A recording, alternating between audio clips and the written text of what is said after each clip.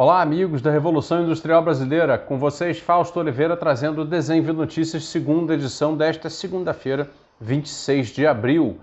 Olha, talvez pela primeira vez eu faça um Desenvolve Notícias, esse de agora, por sugestão do Clube da Revolução Industrial Brasileira, que acabou de começar, é recente, e você está mais do que convidado a se integrar e vai participar de um grupo em que nós vamos manter contato e, além disso, ter também acesso a informações muito exclusivas e muito especiais que eu reúno toda semana em produtos exclusivos para os membros do clube, tá legal? Que vão direto na sua caixa de e-mail. Então, apoia-se, aqui está no link aqui embaixo, no site do Apoia-se, você pode descobrir como fazer parte do clube você também.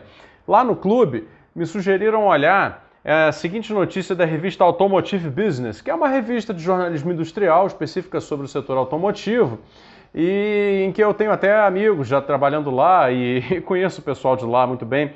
Bom, e o pessoal veio me dizer o seguinte, olha, queria que você comentasse isso aqui porque eu trabalho no setor automobilístico, em empresa fornecedora, e o pessoal mais de pensamento neoliberal está festejando muito essa notícia aqui, porque eles acham que isso aqui comprova cala-boca, isso é um cala-boca de quem critica a política econômica do governo atual.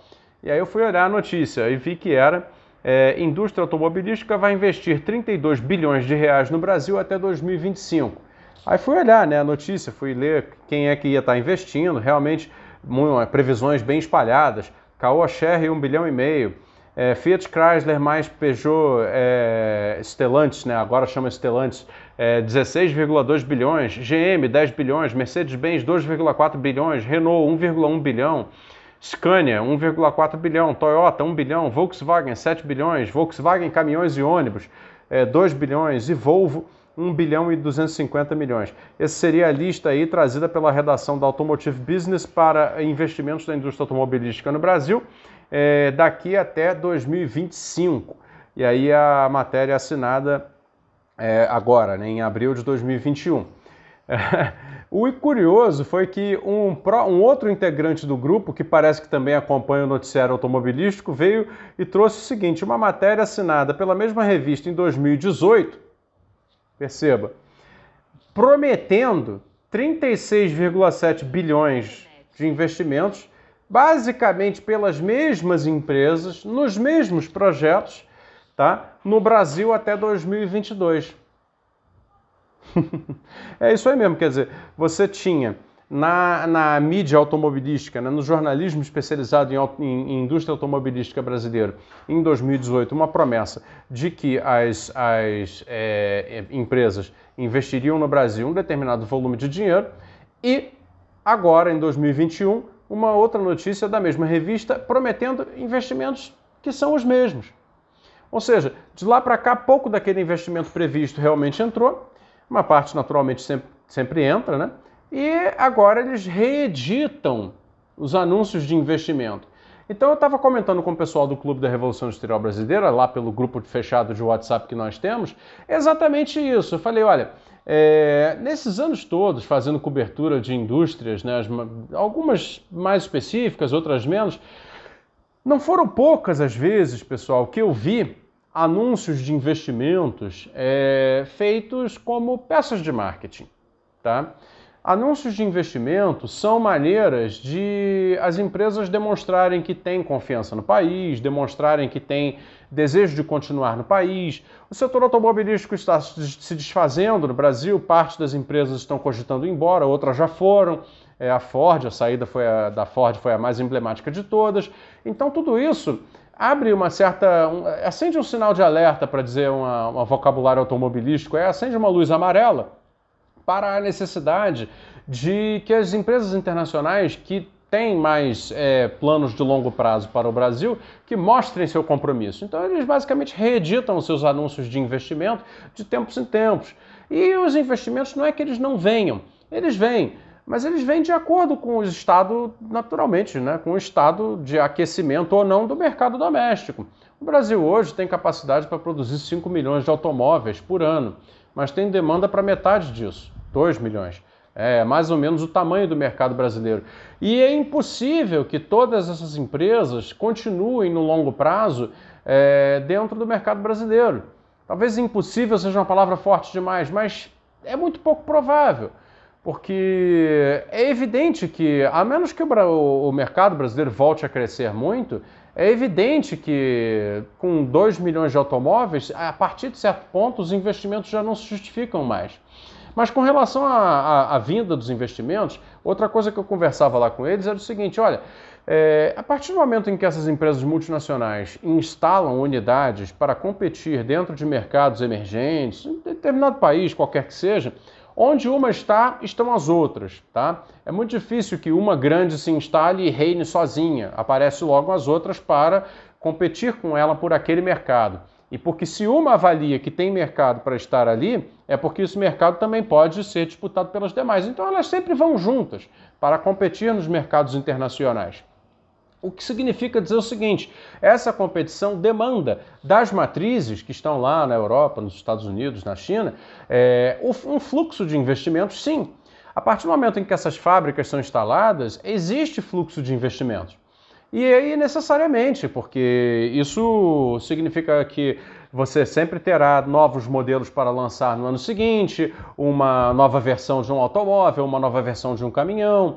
Você precisa estar preparado para surtos de crescimento setoriais, como, por exemplo, na parte do agronegócio brasileiro. Tem super safra, todo ano tem um recorde de safra. E aí as exportações também estão aceleradas. Evidentemente que vai haver demanda por caminhões, então aqueles que fabricam caminhões sabem que vão precisar colocar um pouco mais de capital nas suas fábricas dentro do Brasil para atender essa demanda específica de caminhões. Agora, nada disso significa, entendeu, pessoal, uma chuva de investimentos ou que o Brasil esteja bombando, decolando, ou essas coisas delirantes que são colocadas pelo governo federal para tentar defender a sua política econômica. Isso significa basicamente o seguinte, que as matrizes das empresas internacionais da indústria automobilística mantêm, mais ou menos isso, mantêm a previsão de que continuarão no Brasil por mais alguns anos, isso dá para tirar dessas notícias, tá? E que as suas planilhas de investimento continuam alocando possibilidades de investimento para o Brasil, que só se realizarão dependendo do grau de aquecimento da demanda do mercado. É isso que está colocado, tá? É isso que a gente entende quando a gente recebe a notícia de que grandes multinacionais, principalmente de setores intensivos em capital, mas também muito dependentes de demanda agregada, como é o caso de automóveis e caminhões e ônibus, né? Quando eles anunciam investimentos. O simples anúncio de investimentos não significa que o dinheiro já está entrando, né? Embora não se possa dizer que não vai entrar nenhum.